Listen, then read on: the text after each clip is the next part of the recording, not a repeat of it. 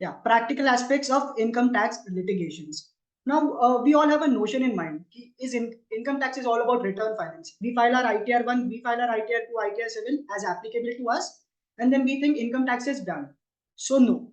The main lucrative journey of income tax begins after we file our return.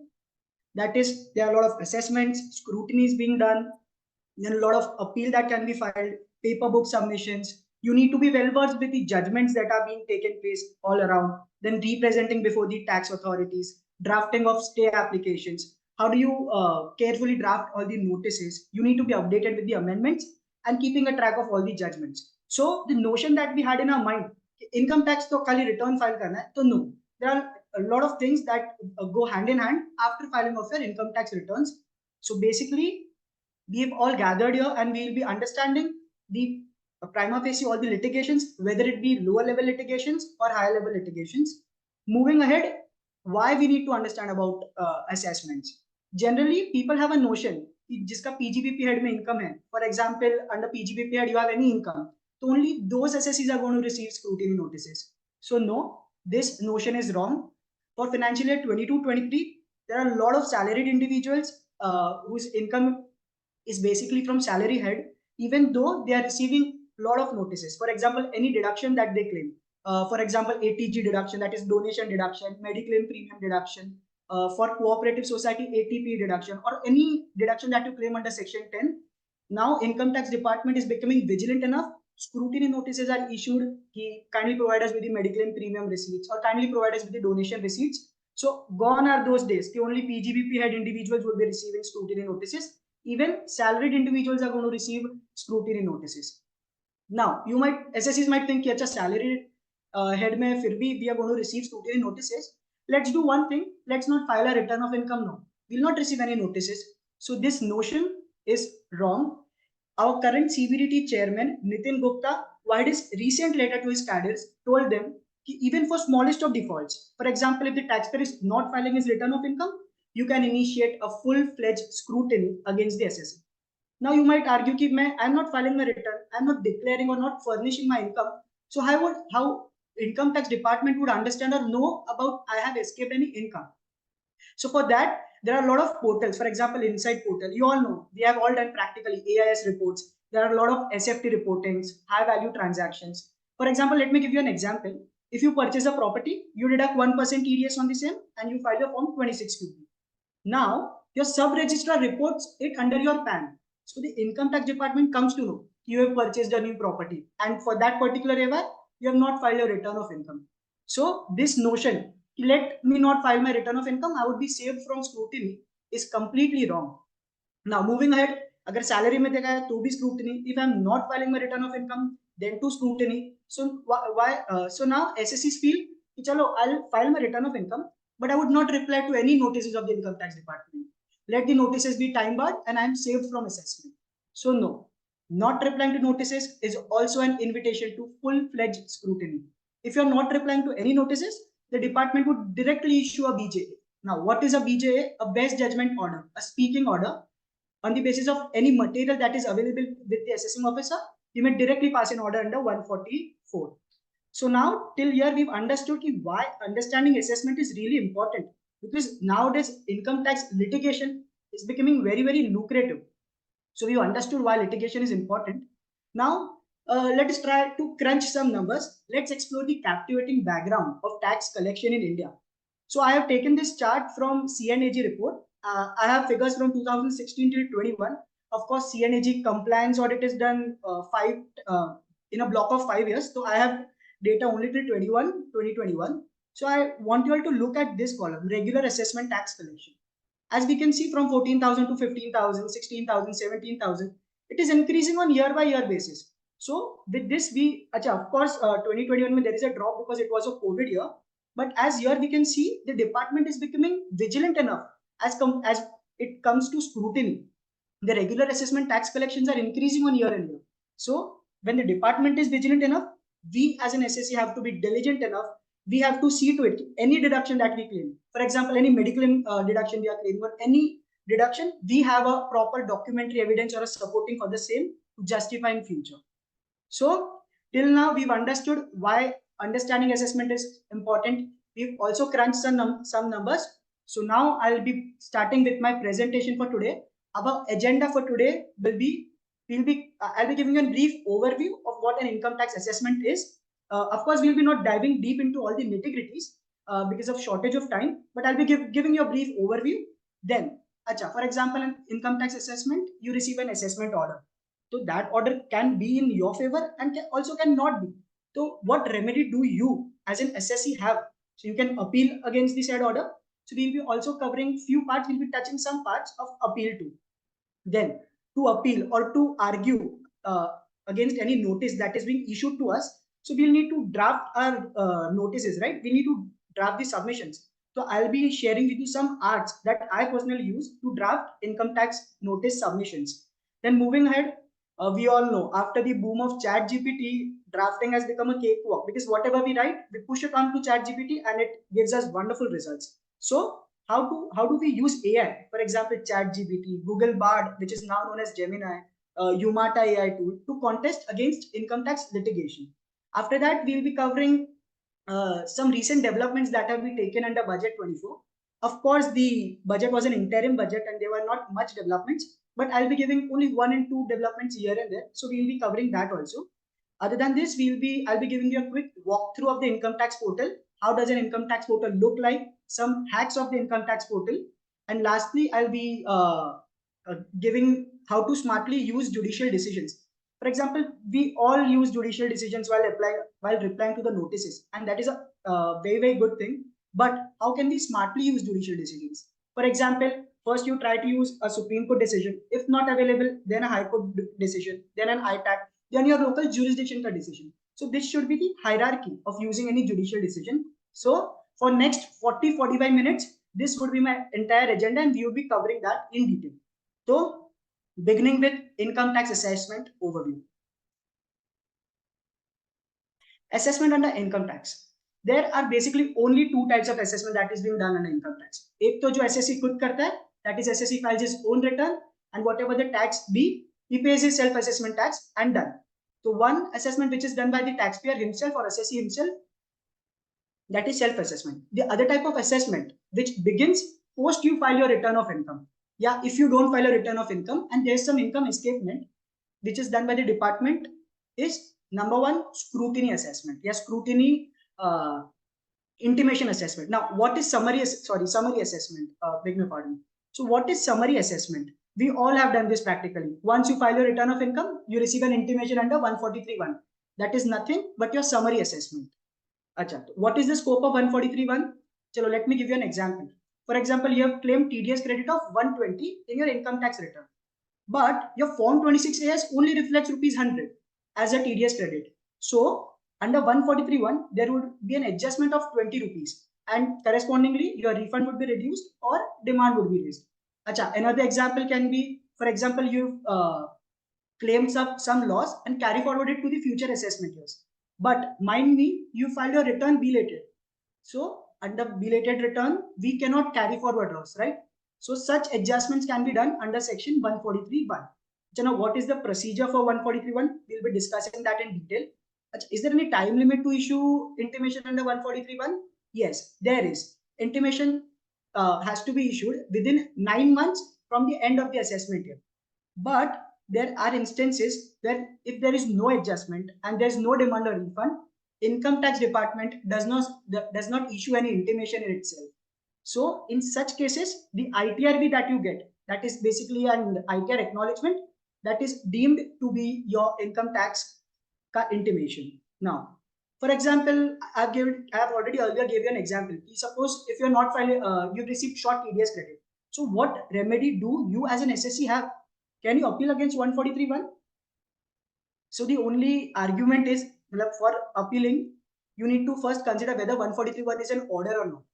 So 143(1) is not an order; it is an intimation. But under 244, but under the relevant section, if it is clearly mentioned that intimation can be an appealable order, not an assessment order, but intimation under 143(1) is an appealable order, and you can even appeal against section 143(1) order. That is 143(1) intimation. Achha, but do we practically appeal against 143(1) intimation? So no, we practically do something else. So I'll be giving you what we practically do. For this, I have prepared a short note for summary assessment.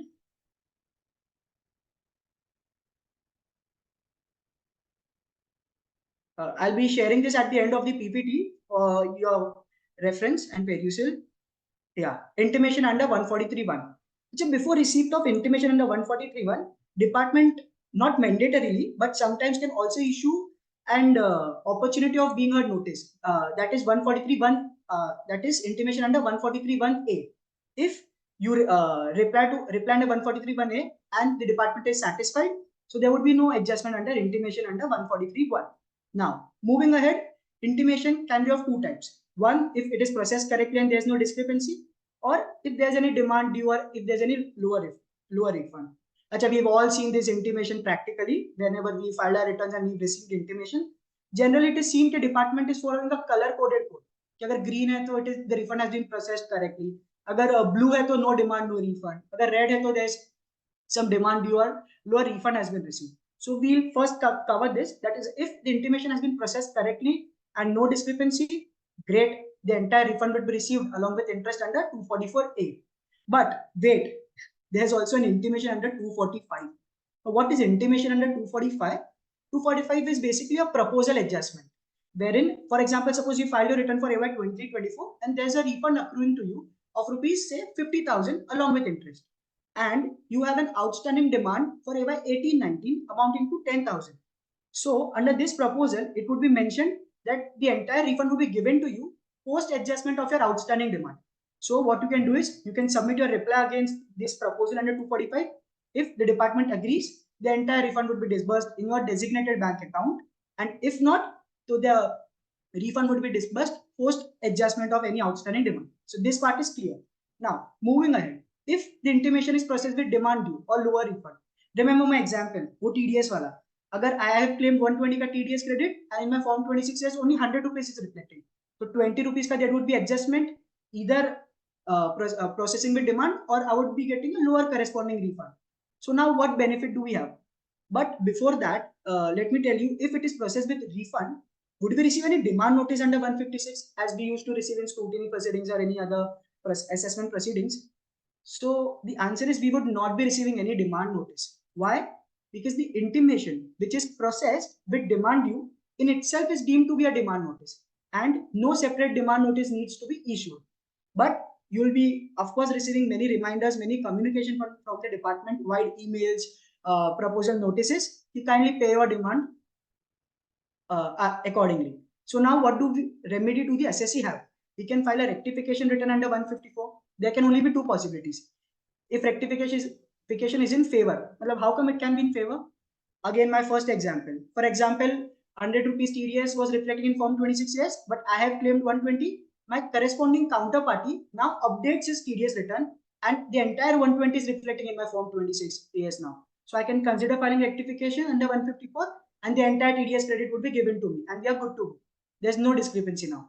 But if the rectification order under 154 is not in my favor, what remedy do I have as an assessee? Firstly, I need to reanalyze and I need to prospect to file another rectification, or I can also consider raising a grievance. But grievance against who or before whom? So I can try mailing to AO, to ORM, CPC, tax demand manager.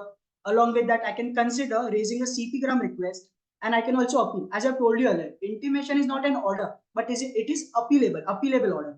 So we can also appeal according to the severity of the case.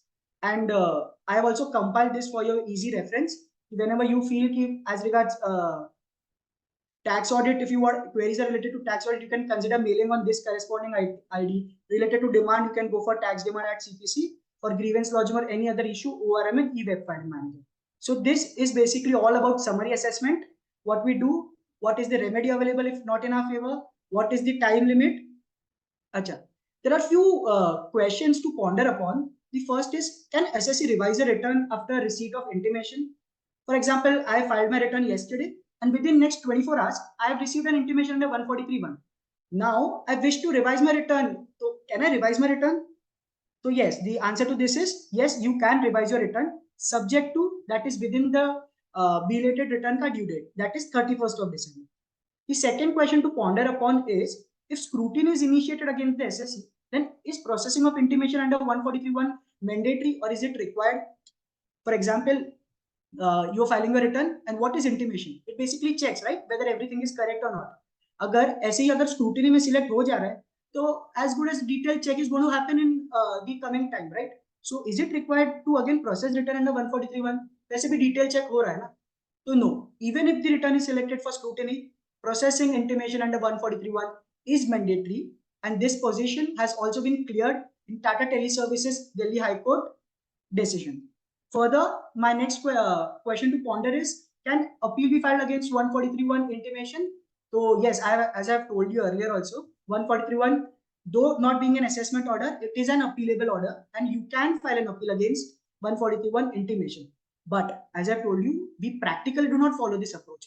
What we do is we first furnish a rectification written under 154 and then appeal against rectification order under 154. Achha, why do we do this? Because as we all know, there's some time limit to appeal. For example, 30 days. If you want to appeal against CETA, 30 days from the service of order. So if you do not get, if you file a rectification return, so you get some time, right, to compile all the submissions, the paper book, to compile all the annexures, the documents. So it is practically advised कि rather than appealing against 143(1) intimation, first file a rectification under 154 and then go for appeal against 154 if you are still agreed. So this was all about summary assessment, intimation under 143(1). So moving back, where were we? We've understood about assessment, which is conducted by SSC, which is conducted by department. Under department, we understood everything about summary assessment. Now moving ahead, about regular assessment that is being conducted by the department. Remember, regular assessment can only be of two types. That is scrutiny assessment and best judgment assessment. Wherever you coordinate with the department, you file your return on time, you comply with all the notices issued. The scrutiny department would complete your assessment under scrutiny assessment. But if you are a lethargic, if you do not file your return, furnish your return, if you do not comply with any notice, then department may complete your assessment under 144. That is best judgment assessment. Now, moving ahead, scrutiny assessment. Scrutiny assessment is done under section 143(3). The scope, the procedure, the time limit, we'll be discussing that in due time, and this is best judgment assessment. Other than this, the department may also do reassessment wherever there is any income which suggests that wherever there is any information which suggests that income has escaped assessment. Prima facie it seems कि इतना सारा है, तो how would we remember or how would we do? So let me not, I'll come back to this slide at a later point of time when we are done with assessment. Now to go ahead, we'll be covering with scrutiny assessment. We'll eventually look at this slide at a later point when we are mature enough to understand कि ये notices आते हैं, how do we reply and how do we work on these notices. So moving ahead with scrutiny assessment. Now, scrutiny assessment is done under 143(3) when the return has been furnished and the assessee duly complies with all the notices that are being issued by the assessing officer. So what is the procedure for 143(1)? Initially, the department would mandatorily issue and service notice under section 143(2). Now, I know there would be a lot of sections coming in the PPT throughout, but you need not worry about the sections. Only understanding what are the contents of the notice would help us sail throughout the assessment. So it is mandatory to it is mandatory to issue and service notice under section 143(2). Now 143(2) is a scrutiny initiating notice.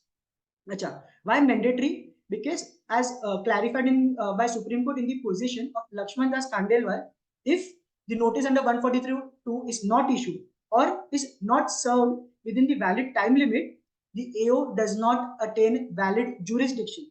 And the moment AO does not attain valid jurisdiction, the entire proceedings would be void ab initio.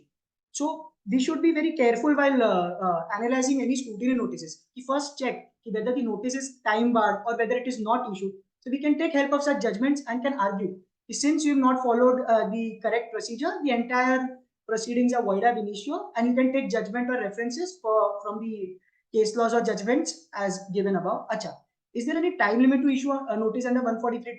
So yes, notice under 143(2) should be issued and served within 3 months from the end of the assessment year. Now, mind me, not issued and served. For example, the notice is issued well within the end of the 3 months. For example, 30th June is the end of the 3 months, but it is served to me on 2nd or 3rd July.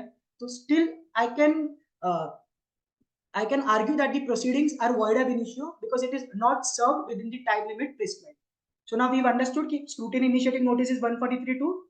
And what are the contents of 143.2?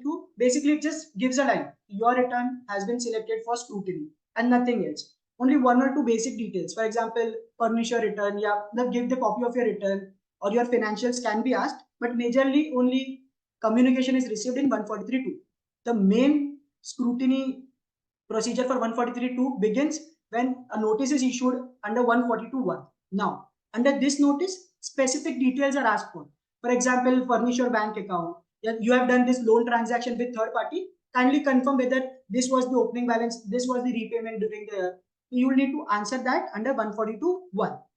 Now, from last 6 months, what we've observed is earlier also department used to issue, but now from last 6 months, the department has been active enough to issue 133.6 to the counterparties. Now, what is 133.6? Whatever you furnish under 142.1, for example, I am an SSC and scrutiny is initiated for me, against me. So, whatever transactions I declare, I have done this loan transaction with this third party, with this third party. So, department would cross check that with the third party, asking for as good as confirmation from the third party. So, under section 133.6, department would ask for confirmation.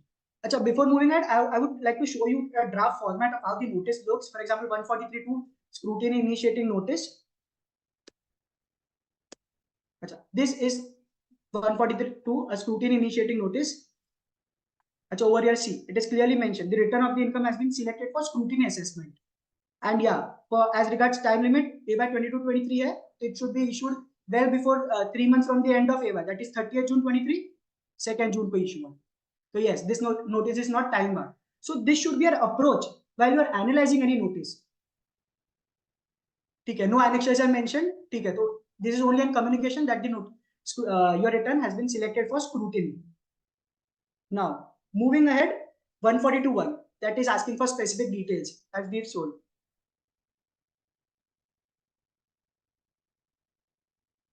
Yeah, the 142.1 has been issued to Mr. ABC. This is the SSC, and see what all details are asked for. For example, give me the nature of business, the financials of the SSC. Acha, there are certain loan transactions. So what is the opening balance of the loan, the additions, the repayment that you made, capital gain ka statement, do ITR copy, do give us the copy of Demat account. So these are the specific details that are being asked in 142.1. Now, moving ahead, 133.6. As I have told you, वो third party confirmation letter. But before that, let us first, 142.1 was issued to Mr. ABC. Acha, so what is there in 133.6? Yeah, in connection to pending scrutiny assessment in case of Shri ABC. So now, when one scrutiny proceedings are going on for ABC, AO can also issue notice to third party SSCs asking for in pending scrutiny assessment in case of Shri ABC, kindly provide us confirmation. For example, 142.1 what I have declared, I have done these loan transaction, this loan transaction, this loan transaction. So now the AO is asking to the third party for confirmation letter, whether the transactions are genuine or not, whether the same transactions have been effected or not. All these are asked along with CR. Give me the relevant bank statement, whether such transactions have been really done or not, or are they bogus transactions, sham transactions. So department has been vigilant enough. They are issuing 133.6 notices also based on 142.1 specific inquiry. So moving ahead with our PPT, as we can see, we've seen 143.2 practical example. We've seen how 142.1 looks like. We've seen what 133.6 order is asking for information from third party. Now, the AO which has been allocated for my scrutiny, or I don't know, of course it might be faceless, so might not always be aware about all the details. For example, AO might not be technically sound to understand the specified nature of the transaction, or if my business is a specialized business, she might not be very much well versed with that business. So in this case, what AO can do is he can opt for special audit direction, or he can refer the case to valuation officer also if the nature of the business is complex. It is a specialized business, the transactions are very complex, so he can refer to that also as a help. So we've seen 143.2 आता है, उसके बाद 142.1. After that, various multiple show cause notices are issued. Why do AO issue such show cause notices? to understand the transaction. Basically, what is the nature of the transaction, how the transaction has taken place. And after applying his mind, after understanding the entire transaction, he will then make certain additions or disallowances to the income of the assessee. After that, understanding all the transactions, an assessment order is issued under 143(3) within the time limit. Acha, but before issuing of assessment order, a draft assessment order is also issued, and after that, giving an opportunity to the assessee to reply to that, and after all the replies, and finally an assessment order under section 143(3) is issued within the time limit. Now, what is the time limit? Acha, we've seen 143 took a time limit is within 3 months from the end of the AY. So, for example, AY 23-22 है, तो 143(2) should be issued max by 30th of June 2024. And as regards 143(3), the entire scrutiny proceedings should be completed within 9 months from the end of the AY. For example, in this case, AY 23-24 में section 143(3) scrutiny should be completed by 31st of December 2024. And of course, it should be accompanied with a demand notice under 156, with a computation sheet. Acha, mind me, there are a lot of judgments available wherein the AO has directly issued order under 143(3), but no demand notice is issued or no computation sheet is issued. So in this case, you can take help of relevant judgments available, whereby you can argue that my 143(3) is not accompanied with demand notice or computation sheet, and therefore the entire proceedings under 143(3) are void.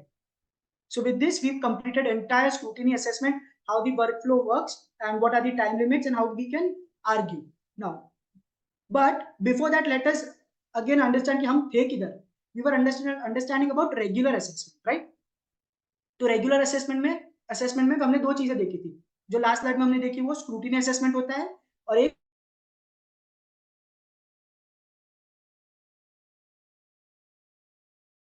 best judgment assessment done when you do not cooperate, you do not file a return, you do not comply to the notice. So in such cases, best judgment assessment is done.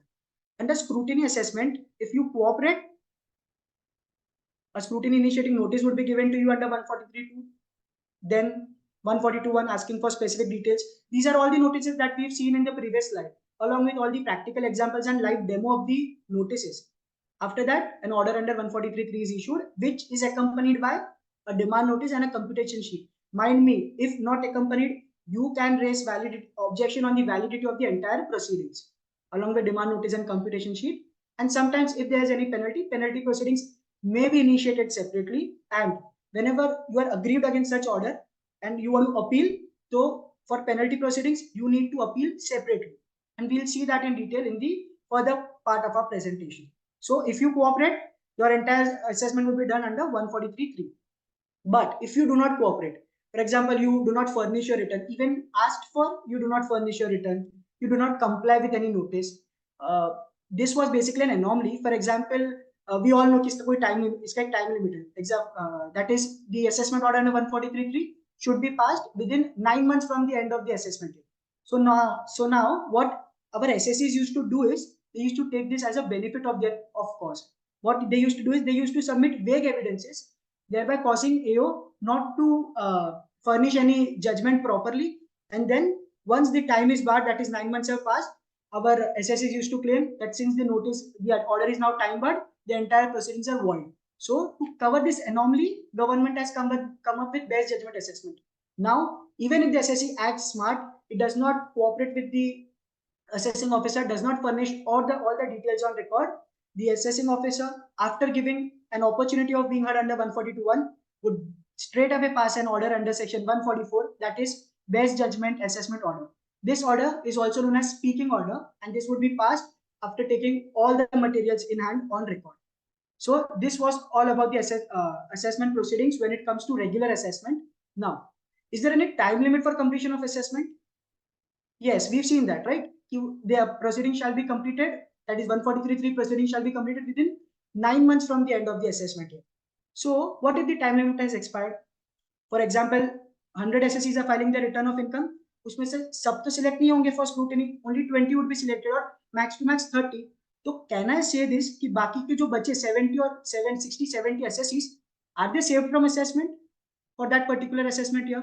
Suppose they have done some income escapement also. So are they saved? उन पे कभी कोई assessment proceedings आएंगी नहीं. So what is your opinion? Can you give that in the chat box? What do you feel? Yes or no?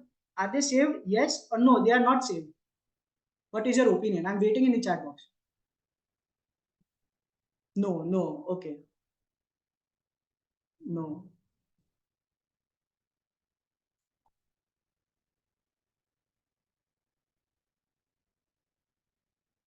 No, they are not saved. No. Yes, the SSC is not saved because we also have something called as reassessment proceedings. Now, what is reassessment proceedings? If there is any income which has escaped assessment under section 148A or 148, then the AO may consider uh, reassess, uh, starting a reassessment proceeding against the SSC. Now,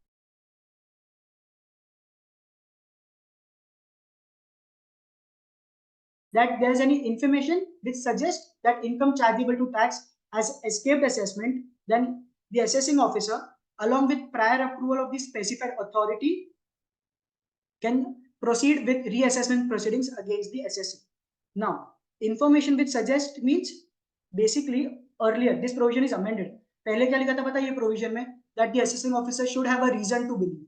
So now reason to believe means any suspicion or ये, but now a wider term has been used, that is information which suggests. Now even if the assessing officer does not have any reason to believe, but if there is any information which suggests him that this income has escaped, he can directly start reassessment proceedings against the assessee. So now what type of information, how come the assessing officer would know that there's any income which has escaped assessment? So that can be framed from any material that is available on record. For example, I have told you earlier also, I have given this example. You purchase a property, you deduct 1% TDS on the same, you furnish your form 26QB, the sub-registrar reports it under your PAN, and then in your AIS report, you can see that transaction. You have purchased the property, or these high value transactions have been done by you. So this is basically the motto, or how the income escapement assessment can be done, the reassessment proceedings can be initiated. So now let us look at the procedure of reassessment. How does reassessment procedure basically flow? Now, firstly, proceedings under section 148A would start. Now I know there are a lot of sections, 143 2 देखा, 142 1 देखा, so we cannot make nexus. इतने सारे notices है कैसे समझेंगे? My reply would be the same. Do not worry on the sections. Just understand what is the content which is there asked in the notice. For example, proceedings under section 148A. इसमें तीन clauses है, 148A, A, B, C, D. So what are the contents of the notice? Under 148A, there would be a specific inquiry done. Then under 148AB, the AO would be asking for specific details, and whatever reply that you have submitted under 148AB, the AO would be considering reply under 148AC, and then an order would be passed under 148AD. What would be there in the order? Whether this is a fit case to issue reassessment proceedings against the SSC or not. Agar this is a fit case, so the notice under section 148 would be straight away issued, and if not, if the order is in our favor, good, the entire proceedings are dropped.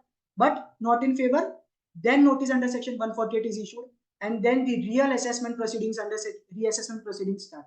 So a lot of people, a lot of us have a commotion, or a lot of people have a myth in our mind. If 148 का notice आया तो reassessment proceedings start. No.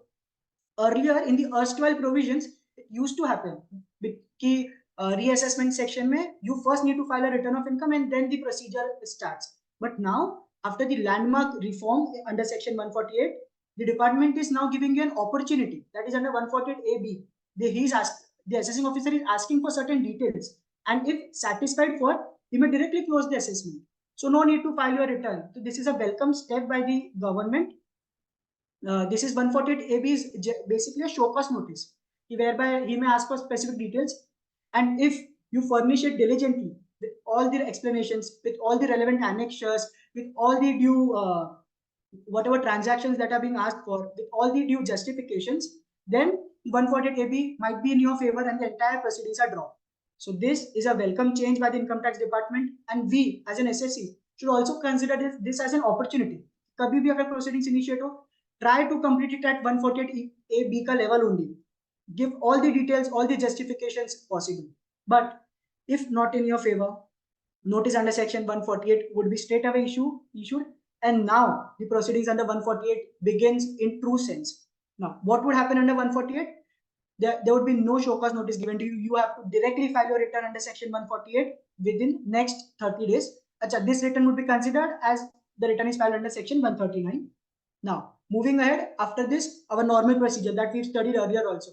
143 scrutiny initiating notice aega, फिर 142 1 aega, asking for specific details, and then at the end, order under 140, no, not the order under 143.3. Now, order would be issued under 147, that is reassessment proceedings. Earlier, there were cases whereby it was written ki find the order under 147, read with 143. But now, lately, what we've seen is directly order under 147 is issued, and we all know, अगर order आया तो साथ में there should be demand notice and computation sheet. If there is no demand notice or computation sheet, we may take help of judgments and can say that the entire proceedings are void ab initio. And of course, if penalty proceedings are initiated, we need to separately appeal against the same. So this was all about reassessment. Achha, again, the same question. Can reassessment be done for any assessment here? For example, I am the assessee. मेरा AY 2001-2 में कोई income escape हुआ. So can the AO open my AY 2001 or 2 का case? So I would like you to answer in the chat box. What are your opinions? Can the assessing officer issue notice for AY 2001, 2002 also? Yes or no? What do you feel? No. We have 60 participants and only 10 responses. Yeah, no. Only previous 7. Okay. No.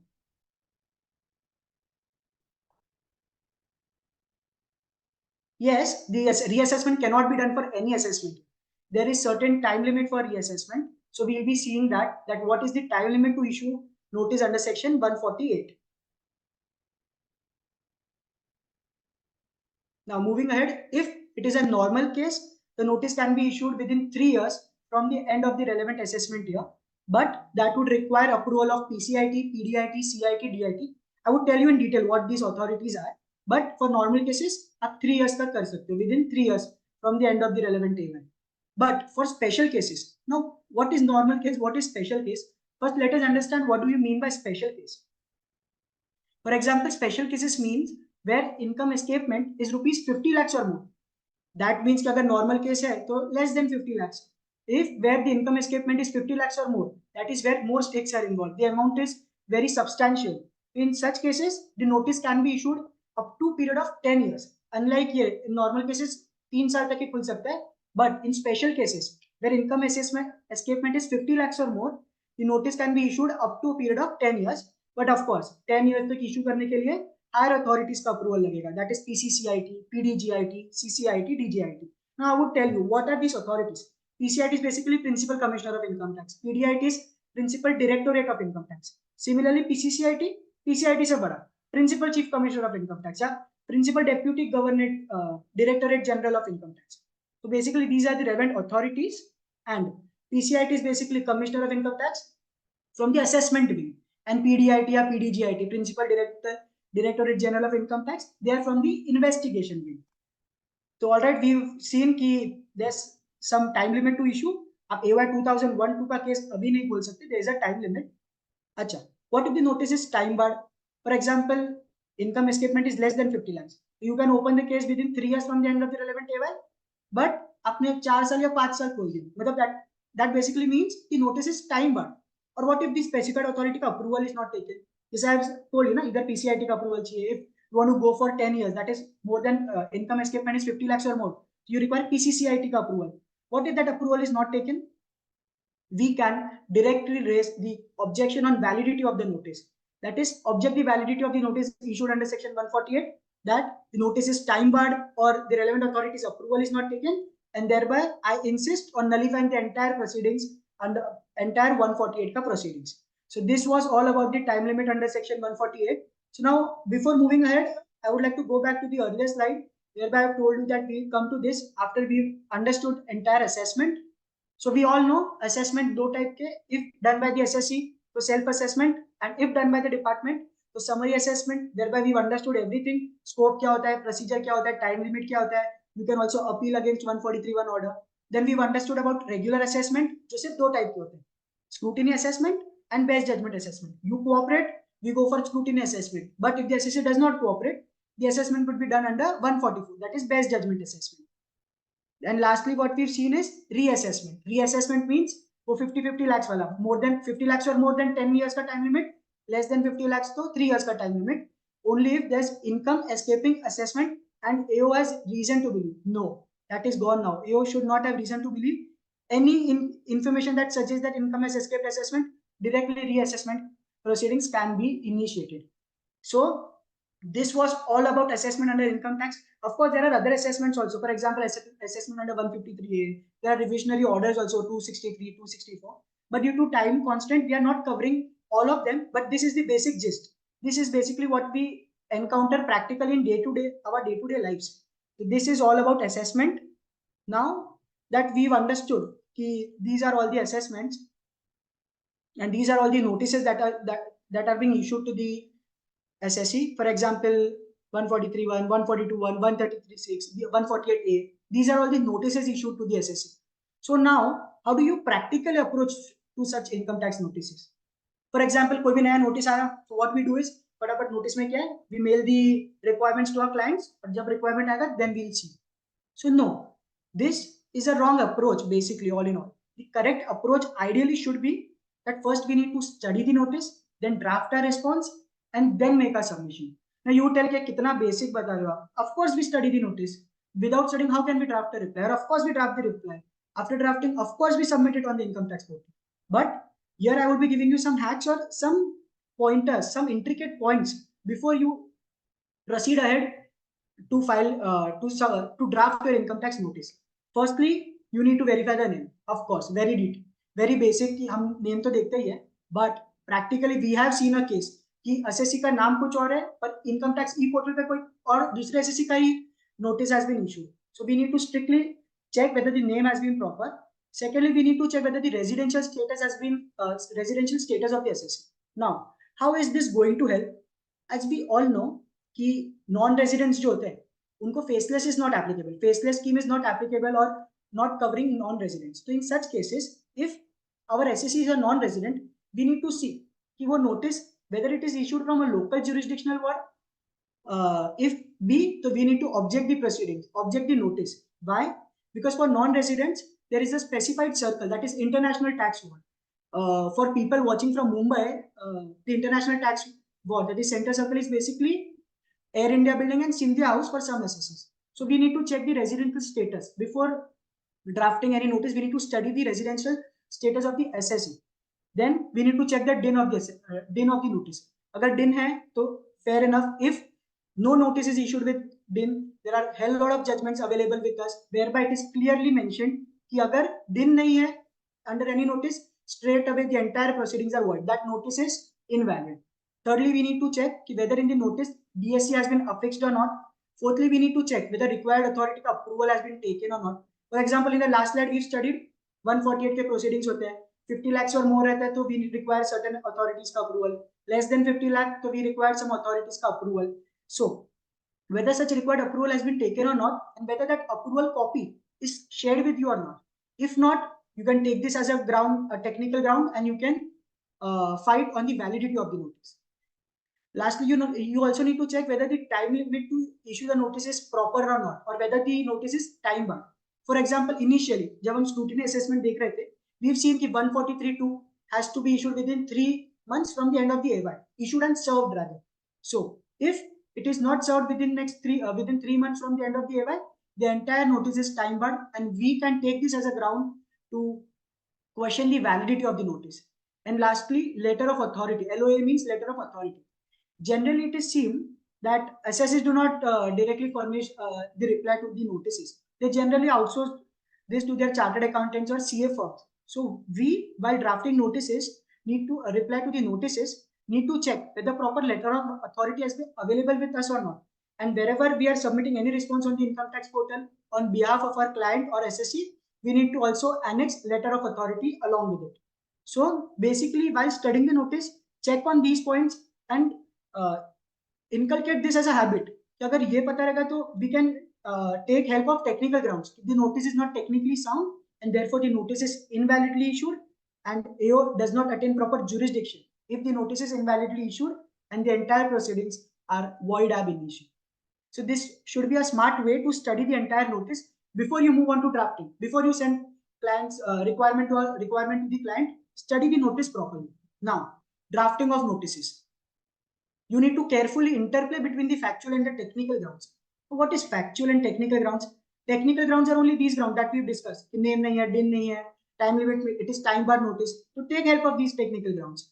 And factual grounds, for example, in a notice, it is written that you as an SSE has escaped income amounting to 50 lakhs. But ideally, as per the facts, the income escapement is only 50,000 and you have a supporting also available. So you need to properly interplay between factual and technical grounds. So let us take a case study. Suppose how do we file reply to the notices? Suppose I am an SSE and I was received notice under section 148 for AY 1819 on 19th of Feb 2024. That is today. Acha, what is notice under section 148? We've already seen. 50 lakhs wala, more than 50 lakhs or more, so assessment can be done for last 10 years, and agar less than 50 lakhs hai, to maximum for 3 years. And secondly, the second point is income escapement is rupees 58 lakhs for AY 1890. Now, since income escapement is greater than 50 lakhs, this is the annexure information that suggests. I told you, no, abhi wo reason to believe is not there. Any information if the assessing officer has that suggests that income has escaped assessment, he may directly initiate reassessment proceedings. Which I have given this chart also for ready reference. For example, income escapement is greater than 50 lakhs over here. So the notice can be issued up to 10 years. So let us check whether notice is issued validly. AY 1819 say 10 years. Of course, 19th of Feb 2024 is duly covered. So the notice is timely issued. Now, how do we approach a notice? First, as we've discussed earlier, check on technical grounds. Whether approval has been taken or not. Whether DIN is furnished or not. Chalo, I'll help you out. Approval liya hai, I'm telling you.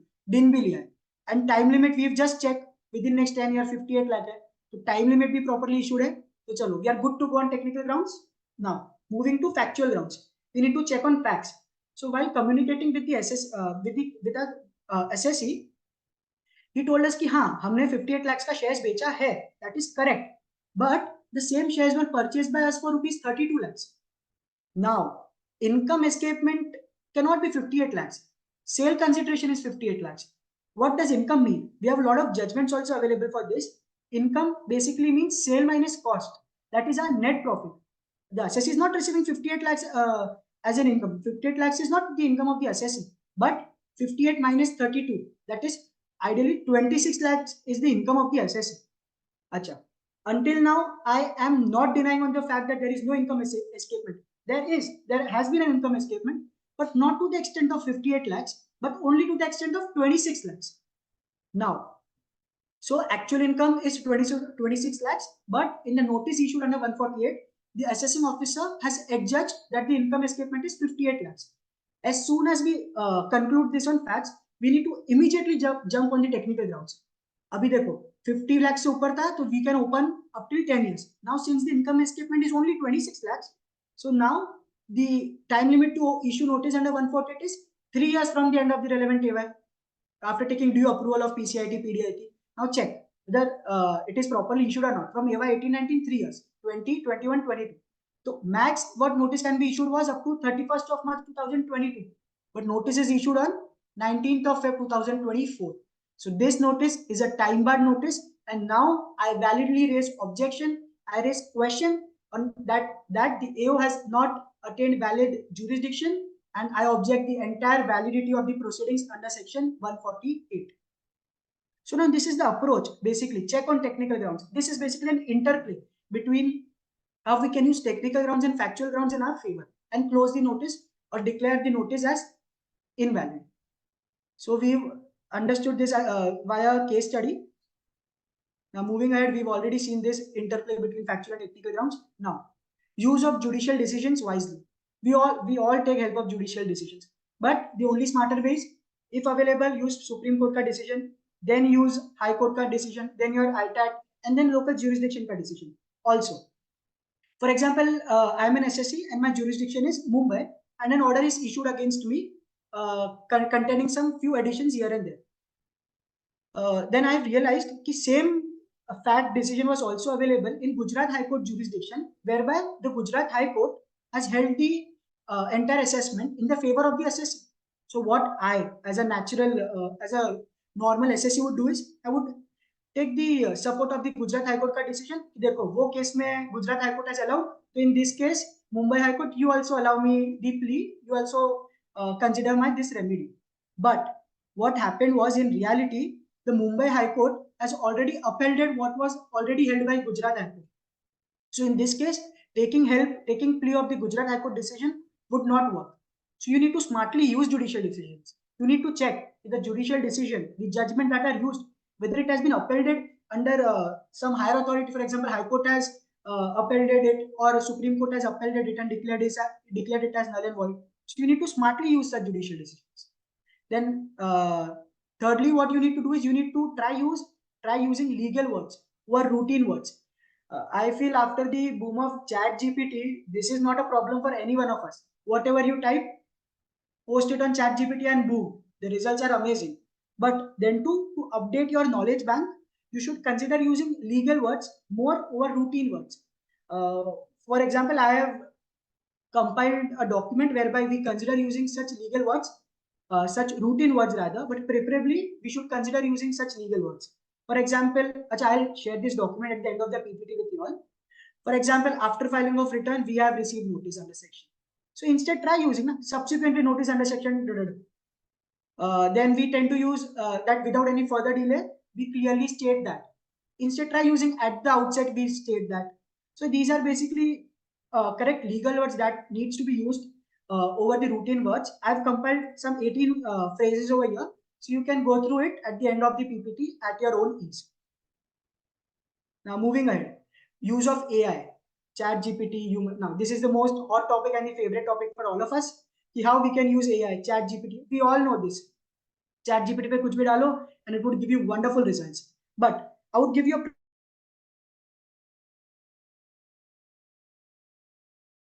see. This is my Chat GPT portal.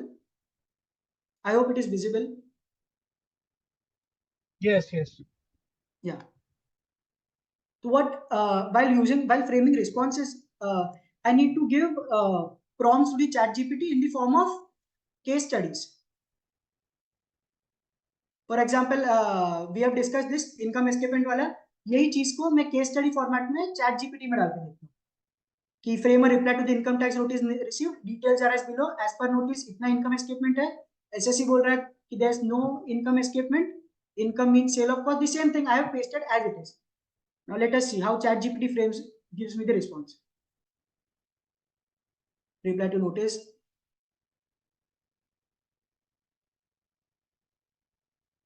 Acha, it has given the reference of the notice, what has been mentioned in the notice, the question, the argument what the SSC is raising, as per section what is the time limit, lastly concluding remarks, and let us know if any further clarifications is required.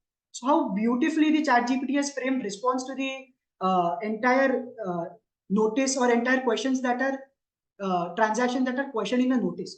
So I would recommend you can use ChatGPT also, but try giving them prompts in case law format.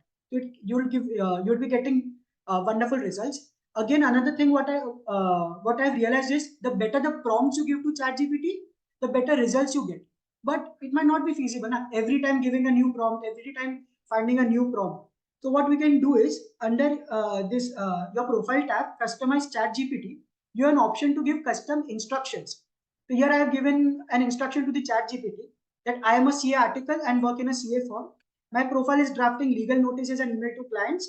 Also, I generally require professional emails and proposals to be shared with the client drafted. I majorly work in income tax domain.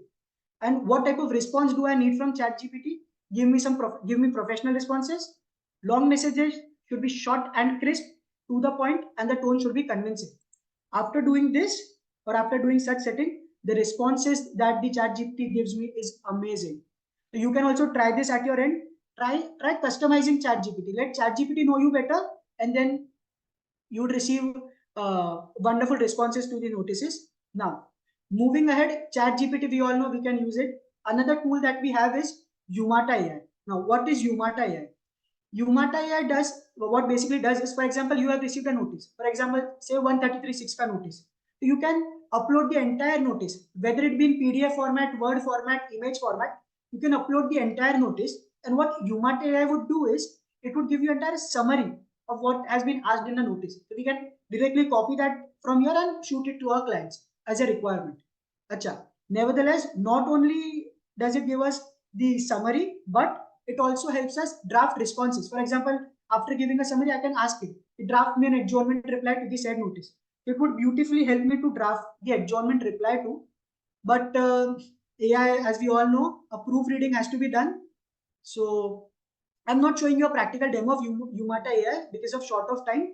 But yes, we have the Umata AI can be used and it is completely free. Now, another thing that we can use is Gemini. Yeah, Google Bard that we call. Achha, why Gemini to be used? We have ChatGPT, right? But no, ChatGPT's knowledge bank is updated only till 2019. So if you want income tax judgment or case law judgments that have came after 2019, in suppose 2020 or 22, you can take help of Gemini. For example, I need an income tax case law ka summary. Let's take it from our presentation only. Do we have any judgment here? Achha, let's do this. Lakshman Das Khandelwal, Supreme Court. We all know this. Ki 143(2) should be mandatorily issued. If not issued, AO does not attain valid jurisdiction and the entire proceedings are void ab initio. So, chalo, let us try using this case law. Give me summary of income tax judgment. And the judgment is, I cannot copy paste, it would paste as an image, so I need to type Lakshman Das Khandelwal, Supreme Court. And boom. In the meantime, it gives me response. We've understood ChatGPT we can do it in case law format and customize ChatGPT as per our requirement. Then Umata AI also we've seen uploading the document and it generates reply. Achha, here is the reply. See, the issue is whether can you be used to condone the delay in absence of notice under 143(2). This was our contention, right? 143(2) nahi mila to Khandelwal challenged the assessment, arguing it was invalid due to lack of notice under 143(2). And of course, I have also read the entire judgment. So whatever has been the output of Gemini is much more reliable as compared to ChatGPT. Achha. Another most customizable option, unlike ChatGPT, is it gives me drafts. For example, ये मैंने देख लिया, but now I require the entire judgment in point format or case law format. See, facts of the case, key findings. We have different drafts available. We can choose any one and then we can use it in our submission also. Achha. But what if I give the same command in ChatGPT? ChatGPT bhi to dega na? Yes, ChatGPT would give me, but he may the ChatGPT may correspondingly use some old judgment or 2000 C, section 158 BC. Nowhere is there reference of Lakshman Das Khandelwal as regards 158 BC. Now this judgment is available, but it is 2003 or 4 ka judgment. So we cannot rely completely on ChatGPT when it comes to taking judgments. But yes, we can rely on Google Bard or Gemini for taking any income tax case law ka judgment or summary. So now moving ahead with our presentation.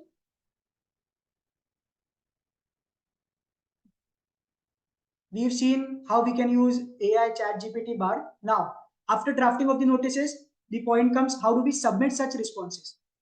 Seeking of adjournments. Basically, what we've seen is that not every time a CA or anyone is available. There might be some health problem also, any health issue. So we try seeking adjournments. But what lately has been observed is we try to do it at the fag end. We do not do it, for example, today is the due date, tomorrow is the due date, and I would submit adjournment tomorrow. So practically it is seen that when you're submitting adjournment on the due date itself, department may not consider that. So it is advisable to avoid any last minute rush and see if you feel that you will not be able to submit response to the notice, seek adjournment 1 or 2 days prior to the due date of the notice. Now, second thing is physical submission always preferable? So no. We all know after the landmark reform, in case of faceless assessment, now you do not know आपको notice कहाँ से आ रहा है. So in such cases, physical submission cannot be done. You need to do it on the income tax portal only. But yes, when it comes to non-residents, तो उनको faceless scheme is not applicable. And if the matter is huge, there are a lot of amounts or additions or deductions involved. You can consider making a physical submission at the if you are in Mumbai at the Air India building or Sindhya House as per your case. Now, thirdly, I'll be giving you a portal walkthrough and solution to some practical difficulties on the portal at the end of the session. So with this, we've understood what is assessment, how do we draft reply to the assessment, what are the type of assessments available on record, how do we use technical grounds, how do we use factual grounds for our benefit. So now with this, let us recapitulate basically what we've done. हमने summary assessment देख लिया, इसमें क्या क्या type के assessment orders हो सकते हैं. For example, 143 intimation order can be done, 154 rectification order. Under regular assessment we've seen there can be only two types of order, एक तो स्क्रूटिनी ऑर्डर और एक BJ best judgement assessment order. फिर penalty order भी हो सकता है if penalty is initiated separately. And lastly 147 का ऑर्डर दैट इज रीअसेसमेंट का ऑर्डर भी हो सकता है. Now there can only be two possibilities. if that this assessment order is in my favor and if the order is not in my favor. My means basically SSC's का favor, SSC के favor. If it is favorable to the SSC, well, great, the proceedings are closed. But if it is unfavorable to the SSC or if it is not favorable to the SSC, then what remedy do SSC have? So SSC can do is, first, so if the demand is very small, for example 1000 or 1500 rupees ka demand hai, and in order to buy piece, what SSC can do is SSC can pay the demand in next 60 days and finish off. But if the demand is very huge, in such case SSC can approach the appellate tribunal, for example CETA, ITAT, High Court, Supreme Court, compelling that this demand is infructuous and I would not be paid. Before moving ahead, let me take you through what appellate tribunals do we have in India. In India, if you are aggrieved against any order, the first appellate tribunal that you have is CETA, that is Commissioner of Income Tax Appeals. You can approach CETA within 30 days of receipt of order. If aggrieved against CETA's order, you can go within next 60 days to ITAT, that is Income Tax Appellate Tribunal. Acha, mind me, ITAT is the last fact-finding authority. So any ground, if you are still unclear on facts, try to clear at the ITAT level itself. Then if still aggrieved against the ITAT order, you can approach High Court within 120 days and Supreme Court within next 90 days. But they both would appreciate or would only allow if there's any substantial question of law. Achha, until now, till here, whatever we have seen, everything is covered under faceless assessment regime.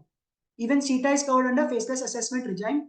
But from ITAT level, that is Income Tax Appellate Tribunal, there is no faceless assessment scheme. Why? Because it is not yet notified. So from ITAT level, you need to physically submit it to your assessing officer or your jurisdictional assessing officer.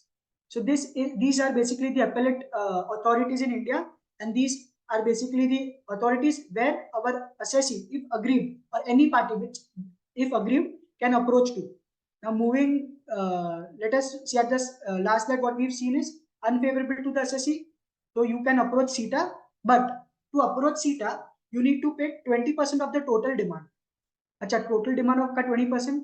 For example, first let me complete this. You need to pay 20% of the total demand. Along with that, a CETA filing fees also needs to be paid. If the addition or disallowance is greater than 2 lakhs, CETA filing fees of rupees 1000 needs to be paid. Along with that, a form 35 needs to be filed within 30 days, along with the statement of facts and grounds of appeal. अच्छा, अभी इतना सारा एक साथ दिख रहा है तो do not get confused. We'll be covering that one by one. All the nitty-gritties will be covered. First, let us come to here. We need to, if you want to approach to CETA and if there's any demand, you need to pay 20% of the total demand outright. But in case आपके कोई SSC का कोई allowance या disallowances में, there's a total demand accruing of rupees 10 crores. So 20% of 10 crores is also 2 crores, right? So it is a very high pitch demand.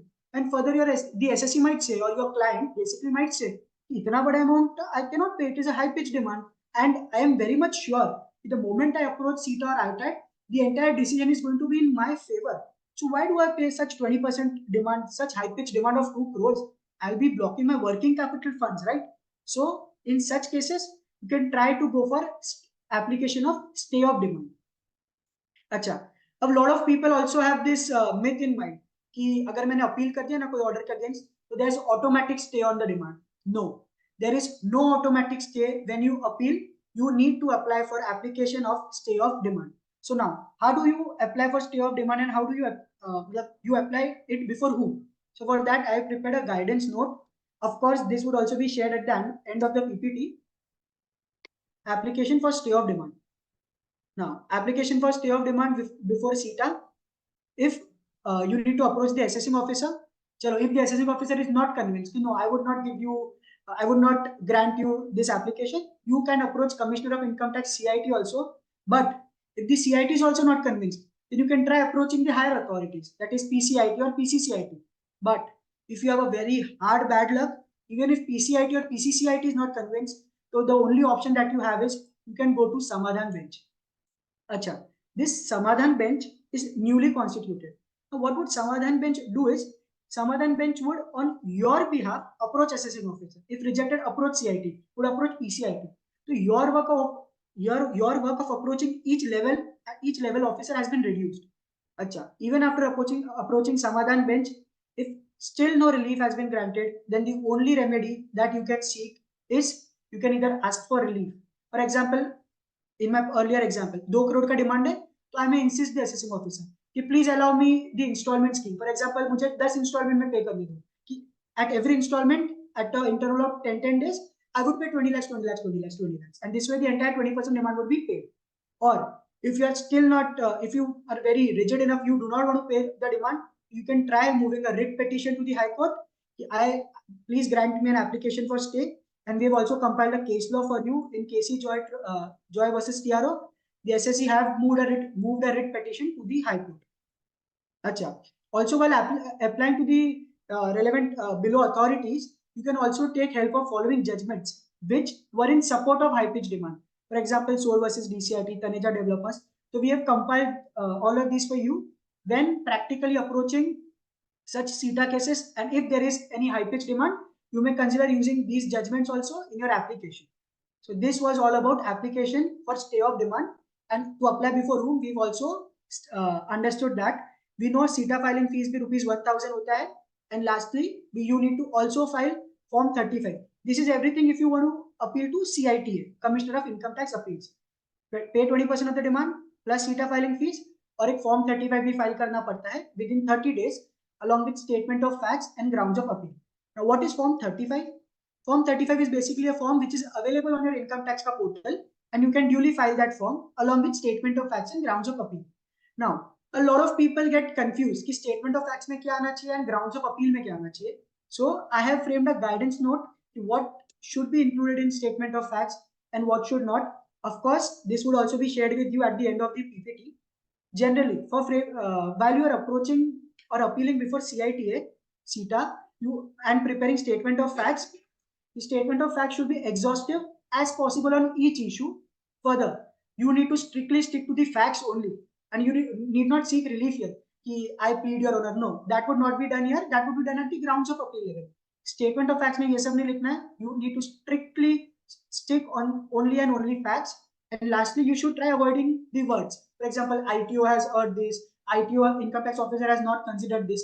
This would be done at grounds of appeal level. Statement of facts should strictly narrate only and only facts. Now, moving to grounds of appeal. Grounds of appeal should be very, very precise and to the point. For each addition that has been done by the assessing officer, then there can be one or at the most two grounds. And you should always consider maintaining or giving an alternative relief, and you should always seek an alternative relief. Now, what is this? Why you need to seek alternative relief? Let us understand this with a case study. Assessee, suppose I am an assessee and I have claimed some revenue expenditure, and we all know under PGBP revenue expenditure मैं अपने business expenditure बता सकता हूँ, and I can वो खर्चा मुझे allow हो जाएगा basically, and I can subtract that expenditure while arriving at my PGBP का profit. But in this case, what AO has done is AO has not considered this business expenditure as a revenue expenditure. AO is contending कि ये revenue expenditure नहीं है, ये तो capital expenditure है, and he has attracted section 37. We all know section 37. We have understood or learned this in PGBP. कि कोई भी capital expenditure या personal expenditure होता है, so that is strictly disallowed under the head PGBP. So what AO has done is AO had treated this as capital expenditure and disallowed the entire expenditure. So now, while appealing, how would you frame grounds of appeal, or how would you frame it in such a way that alternative relief is also pleaded? So for example, I will draft this for you. Achha, very, very informal. This is not the correct way to draft. Only for example purpose, I am drafting this. For example, at the first line, I would state that the expenditure that is incurred by me is solely in the nature of revenue expenditure. I would contend that. In the second line, I would state without prejudice. This is very, very informal. without prejudice to anything stated above, if that expenditure is treated as revenue expenditure, is treated as capital expenditure, kindly allow me the depreciation claim on the same. So you got to know what I have done. मैंने मेरे SSC या मेरे client जो भी है उसको दोनों तरह से प्रोटेक्ट कर दिया. पहली बात तो I am claiming it is a revenue expenditure only, और you give me the benefit of revenue expenditure. But if not, तो at least if it is a capital expenditure, give me the benefit of depreciation. So the grounds of appeal should be framed in such a manner that your SSC benefits, or it is a win-win situation for your SSC. Now, thirdly, these are all basic points. Initial 1 or 2 grounds should be your natural justice, and each ground can have 1 or 2 reasons also. Also, practically, this is very important. If there's any interest level for under 234B or 234C, you should always try taking separate grounds for the same. Lastly, if cross-examination of witness is not allowed, you can take this also as a valid ground. And always take this as a residual ground to modify, add another ground, or alter the above grounds mentioned. So whatever is important, I have highlighted it. I have, for example, 2nd, 5th, and 7th are very, very important and should be in every grounds of appeal as per your, as it suits to your client or the SSC. There are some questions to ponder upon. For example, in future, if you want to raise any additional grounds of appeal, but आपने तो already form 35 with grounds of appeal file कर दिया, so can you raise additional grounds? So of course yes, you can raise additional grounds. Further, I would also like to link it with point number 7. Either you have exclusively reserved the right to add, modify, and alter the ground. So it is better कि कल उठ के कुछ additional भी करना है, तो you take this as a residual ground. You want to add, alter at a later stage. अच्छा, lastly, is it mandatory to file statement of facts and grounds of appeal separately with form 35? Because people working in income tax domain might know कि अगर जब भी हम appeal करते हैं तो हम statement of facts and grounds of appeal separately annex करते हैं along with our form 35. No, but practically this is not, it is not necessary or mandatory. If your statement of facts is under some characters, for example 1000 characters, तो आप form 35 में भी there is a dedicated space available and you can file it under form in the form 35 itself. अच्छा, for example grounds of appeal also there are some 100 characters available. If it fits in that space, you can do it under form 35 itself and no separate annexure is required. So I'll give you a brief of how form 35 looks. We've seen कि CETA के लिए form 35 file करो, form 35 file करो. So how does form 35 basically look?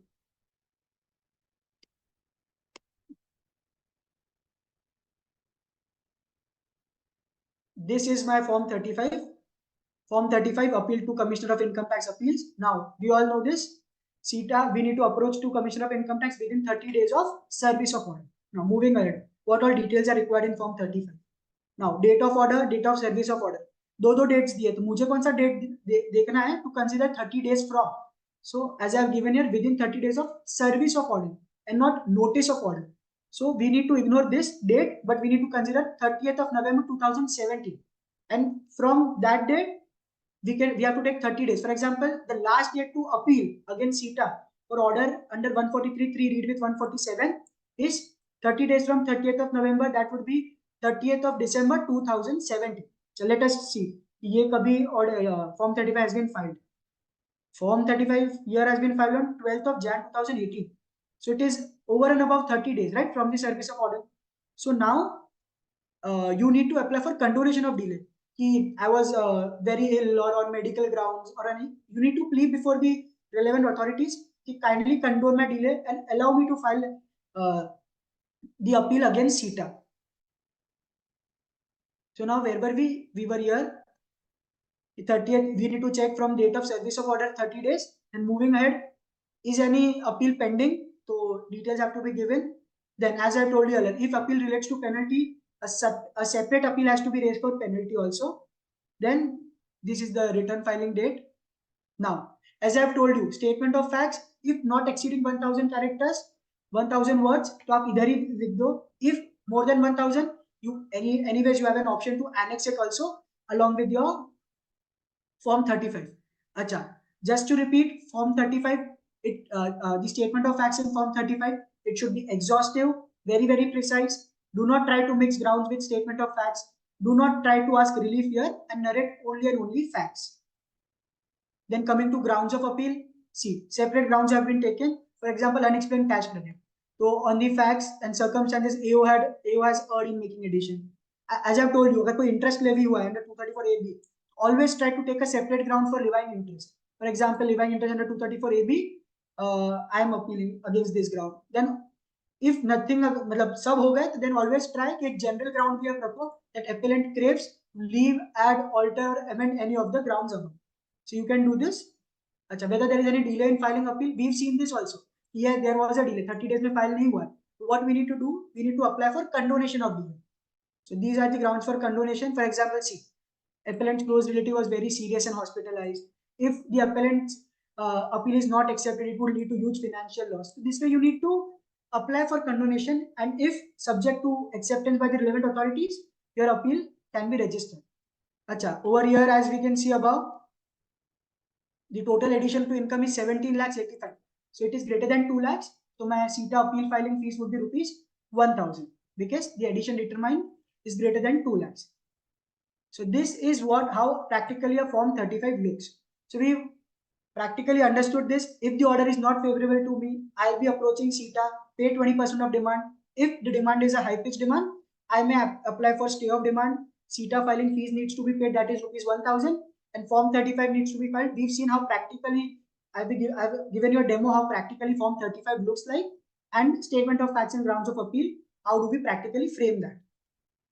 Now moving ahead, we've seen this कि ये होता है CETA का, ये ITAT, ये High Court and Supreme Court. So now I feel basically we've covered the entire assessment procedure. Even if the assessee is aggrieved against the order, what option or what remedy does the assessee have in his pocket? So moving ahead, we'll just go through all the points कि ये हमने देखा कि नहीं देखा है. अच्छा, appeal to CETA. Before moving ahead, CETA is also known as a quasi-judicial authority. Why a quasi-judicial authority and not a judicial authority? The only reason is, under judicial authority, there are two parties who fight or who appeal against the order. But under CETA, the only right to appeal is to the assessee. You know the reason why? Because it's a CETA ka order hai. You are appealing against assessment order, and that assessment order is given by the department itself. So the income tax department would never contest against its own order. So against CETA, every time, always the assessee would only be aggrieved. And therefore, CETA is known as a quasi-judicial authority. Now moving ahead, as we all know, if penalty proceedings are initiated simultaneously, always prefer filing a separate appeal for the same. Thirdly, जो भी communications होंगे, मतलब of course we know CETA is also under faceless regime, so CETA would be issuing multiple hearing notices under 250, and after laying the nexus, order under 250, CETA का order would be issued under section 250 after considering all the submissions made. Lastly, we all know कि faceless assessment regime में है. If the CETA is not convinced or we want to put a point which we cannot do it in our explanations or annexures, what we can do is we can request for a virtual conference on the ITBA portal, basically an income tax portal itself, and you will be given Zoom, you will be given a link, basically that is on the Divya portal, and recording for the same is also available if the assessee requires for his reference and records. And lastly, if it is difficult to defend a case on merit, directly shift focus on technical defect and take additional grounds to defend. For example, as we've seen, मेरा revenue को the assessing officer was treating as capital expenditure. So I have taken additional grounds also. Even if you treat it as capital expenditure, allow me the depreciation claim. So this way you need to shift your focus if you feel that you cannot defend the case on merit. And lastly, अब तक हम जो भी notices जो भी आती थी, we used to reply to that notices. But once you approach to an appellate authority level, try making a paper book submission. Paper book submission seems to be more professional, and you can also submit additional evidence along with the paper book submission. But what is paper book? How do you draft a paper book? So I've compiled another supporting document for the same, whereby guidelines are given how do we compile a paper book. Generally, the paper book should contain all the key documents for argument. And all the documents should be compiled based on evidence available with the assessing officer, and additional evidences which you are submitting for the first time. मतलब अब तक जो AO को दिया वो तो रखना ही है, but any additional evidences which was not earlier submitted to the AO, उसको separately देना है along with a proper request under rule 46A. So you can submit additional evidences under rule 46A, but you need to properly distinguish the same. Further, for admission of additional evidences, this is covered. Basic documents, for example, audit report, financials, bank statements, या order against which you are contesting, एक बार वापस दे दो in the paper book. Fifthly, all relevant document and evidence must be filed up to CETA. Why up to CETA? Because ITAT may not entertain all the additional evidences. तो जो आपको करना है, जो any additional evidences, consider it filing it before the CETA. There and there itself, ITAT may not allow or may not entertain any additional evidences. Lastly, exhaustive index must be done, made, and cross-referencing should also be done along in the paper book. By exhaustive index, I mean if there are only 6-7 points, but even if your index runs up to 3 or 4 pages, that is pretty good, not a problem. But your तुम्हारा index अपना SSC का index देख के the AO should properly draw nexus. Even if at looking at the index, he should come to know कि अच्छा ये index में इसमें ये पॉइंट है. तो everything should be summarized in the index itself. Lastly, if the paper book compilation is huge, we may request CETA to allow for a physical submission of the paper book. Acha, we all know that under CETA, CETA is under faceless regime. So we cannot physically submit anything because we don't know who is our officer who is handling our case. So we may request CETA, see my paper book compilation runs up to 5,000 or 6,000 pages. You kindly allow me to submit the paper book online, paper book physically. Lastly, while providing any supporting documents, kindly use the words exhibit instead of annexes. So why exhibits? Because exhibits look more professional and more legal when compared with annexes. When you're approaching any appellate authority, for example, CETA, ITAT, High Court, Supreme Court, try using such legal words, for example, exhibits. So these were the basic guidelines. Of course, this PDF would also be shared at the end of the PPT. So we've understood appeal to CETA. Acha. If aggrieved against CETA order, the second appellate authority which we have at our disposal is ITAT. ITAT is the second appellate authority. And under ITAT, if the right to appeal against the CETA order is with both. Now here, the aggrieved party can be SSC as well as the income tax department. Acha, unlike in CETA, form 35 needs to be filed. For ITAT, form 36 needs to be filed. Time limit we all know. Unlike CETA, 30 days from assessment order, here it is 60 days from the CETA order. And ITAT filing fees, unlike CETA में जो 1,000 rupees था, यहाँ पे it is rupees 10,000. Lastly, there is no faceless assessment available in ITAT because it is not yet notified. Acha, ITAT is the large fact-finding authority to stick your arguments mainly on facts, because after this, only question of law can be entertained by the upper authorities. And lastly, there are many decisions available on nullifying assessment on various technical lapses. Either notice is time barred or there is no proper opportunity, show cause opportunity given. So take these technical grounds to your benefit, to your plea, and focus on these aspects and try to nullify the entire assessment. So if aggrieved against ITAT order, you can approach to High Court also and then to Supreme Court.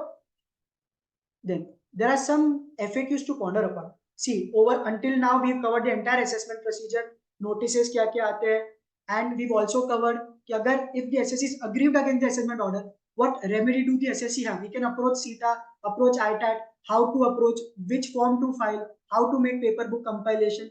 We've understood everything, but there seems certain ambiguity regarding the following points. So there are certain FAQs to ponder upon.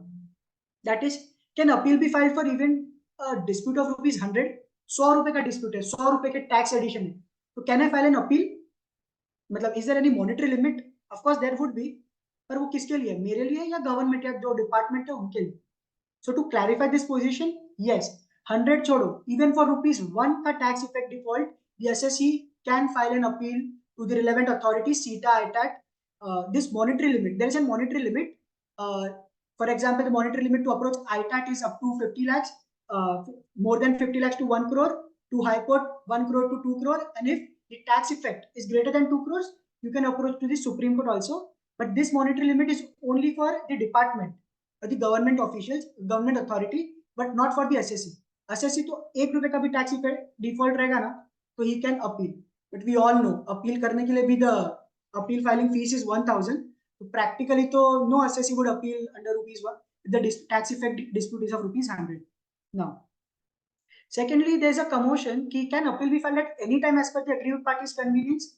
So we have already clarified this कि नहीं, to file an appeal there is a time limit. For example, CETA में 30 days, ITAT में जाना है तो 60 days. But if due to some reason you might not be able to approach within the stipulated time, so you can consider filing for condonation of delay, and your appeal might be accepted subject to acceptance of condonation of delay. Now, third point is same. What if aggrieved party wishes to file an appeal? However, time limit to approach the relevant forums have expired. So, is there any remedy to available? Yes, you can anytime apply for condonation of delay. Acha, lastly, if there is any apparent mistake in the CETA's order, for example, mistake means कोई totaling mistake है. All the figures are proper, but वो totaling के time पे mistake कर दिया. So now how do you fix this? Should I again reply to the hearing notice, or should I again approach the CETA forum? No. There's an option available on the income tax portal. Over there, you can directly fix this, and I'll be showing you that at the end of this presentation. So now we've covered the entire assessment procedure, all the appeals, all the FAQs. Now I'll be addressing some myths about tax litigation that we at our chartered accountant firms also believe this are the myths. We should do this, we should not do this. So basically, the number one myth is long submissions are required at each stage. Believe me, guys, gone are those days कि जहाँ पे long submissions देने पड़ते थे. Now short, crisp and to the point submissions are really appreciated by the assessing officers. A quick decision आ जाता है. Secondly, we should try submitting vague evidences as assessing officer. ये we call it कि assessing officer को घुमाओ ना. Try submitting vague evidences. वो अपने आप में अंदर घूमते रहेगा and the entire time limit for the proceedings would expire, and then we might argue कि the time limit is expired and now you cannot conduct any proceedings. So no, even if you try acting, the SSC tries acting smart and try submitting vague evidences, the assessing officer would straight away issue order under 144, that is BJA, Best Judgment Assessment Order. Next, submitting details towards the fag end would help in avoiding investigation by the taxman. Same, मैं last class में details provide करता हूँ because assessing officer is under a limitation, right? उनको वो stipulated time में he needs to cover up the entire assessment proceedings and draw an inference. So if you try to do this, the same directly and best judgment assessment order would be issued that you are not cooperating. Further, asking for cross-examination of witness during the assessment can be counterproductive. This is a wrong myth by all of us that we feel. For example, 142 में मुझे notice आया and we all know कि department third party confirmation भी लेता है under 133(6) and I have given all the correct particulars, but that 133(6), that counterparty, just to trouble me, is giving all fake particulars. So what I can do is I can ask for cross-examination of the witness, and it is not counterproductive. So we need to remove this myth. Also, one myth is कि passive and non-cooperative approach is good. जितना आयोग को कम बताए उतना अच्छा है. No, this is not the case. Be very transparent with the AO. Furnish all the relevant annexures, supporting documents, to the point explanations. If not done, AO might directly issue an order under 144. That is best judgment order. And the last myth is, if a court decision is in favor on any issue, nothing more is required. This is the biggest myth. Suppose मेरे को additions हुए and I have another case law also जहाँ पे the entire facts are same, so I can use that case law in my submission and nothing more is required. No, you can rely on the court decision or court judgment, but you would also need to fight on facts. Relying only on court decision would not help the SSC. So these were the basic myths, and we need to remove these myths from our head. Now, lastly, as we reach the end of our PPT, I'll be giving you a short income tax portal ka walkthrough, that how income tax portal looks like, how and where do you submit, how can you submit response on the income tax portal.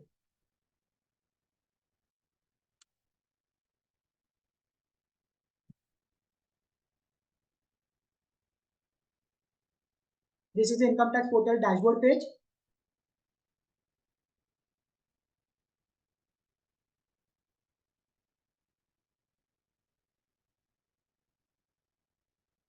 This is the basic dashboard. I hope it is visible, right? Yeah. Moving ahead, if you want to see anything that what is there any outstanding demand of earlier assessment years, you can see that at this tab, response to outstanding demand. Further, as per budget 24 amendment, any communication, demand communication will also be received here. Suppose कोई communication किया है तो आपको email पे भी क्या रहेगा, door delivery भी हुआ रहेगा of the notice, SMS भी हुआ रहेगा, तो entire communication will be available here for better facilitation of communication.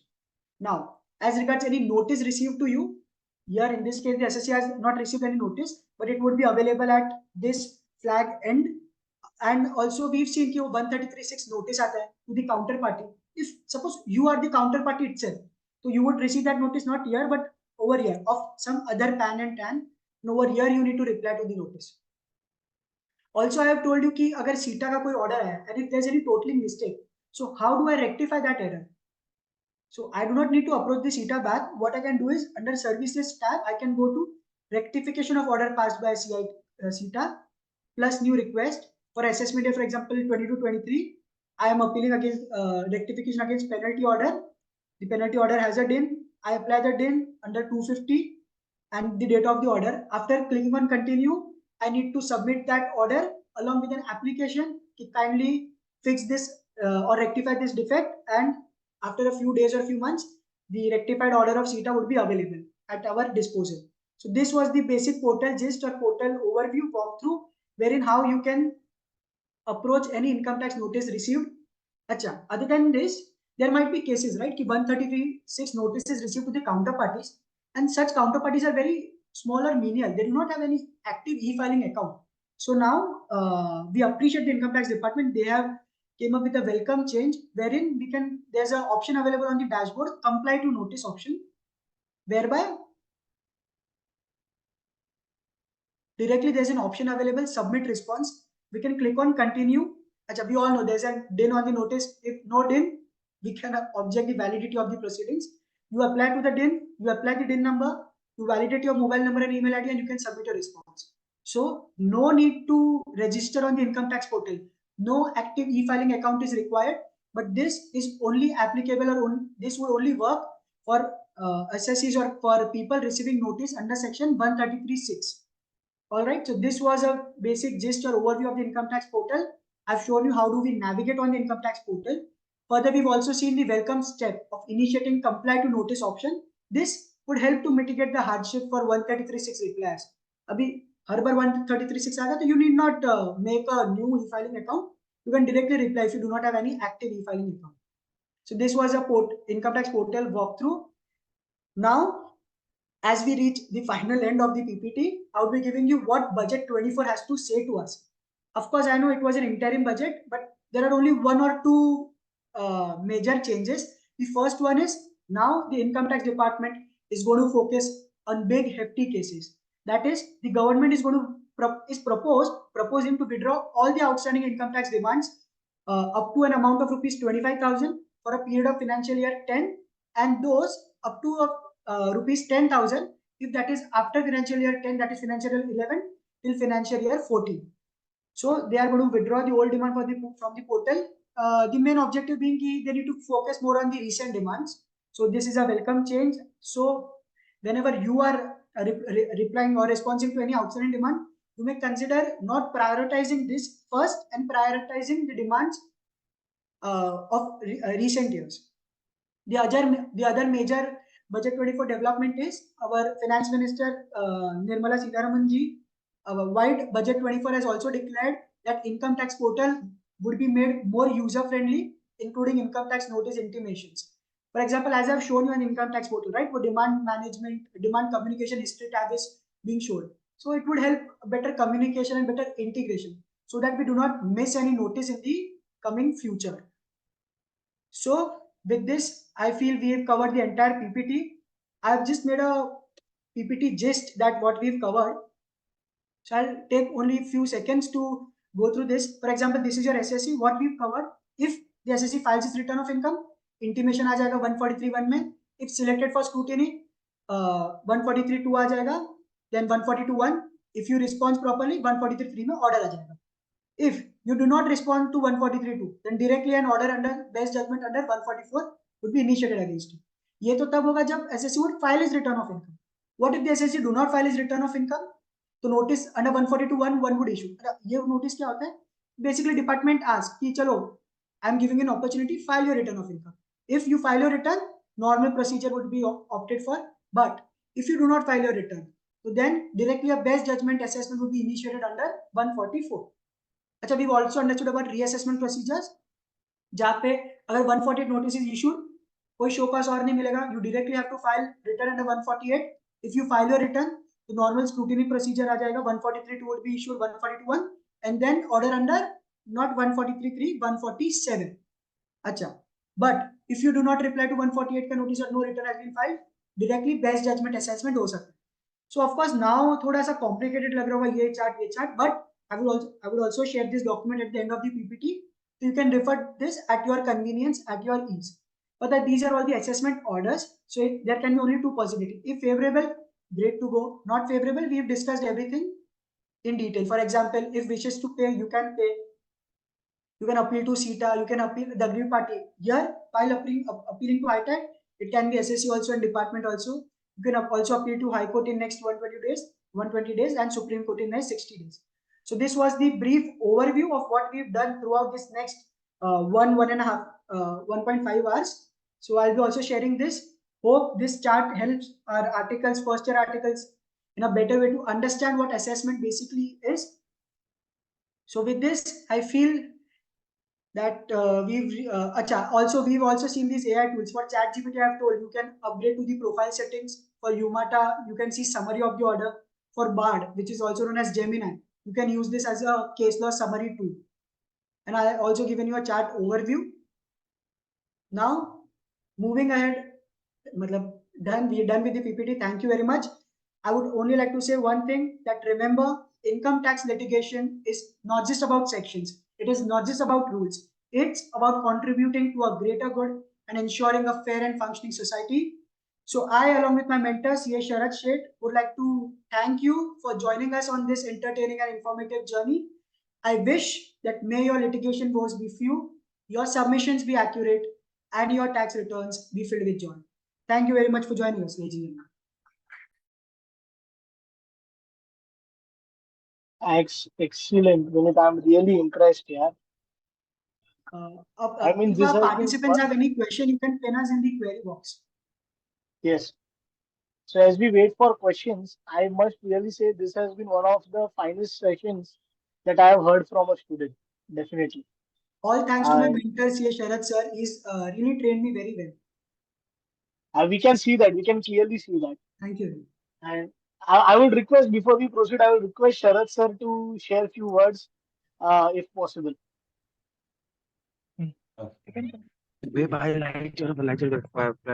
Jigar, am I audible? Hello. Yeah. Yes, sir. Yes. Yeah, Jigar. Thanks a lot. I really appreciate the way the Vidit has represented. Of course, he has done a lot of work. He has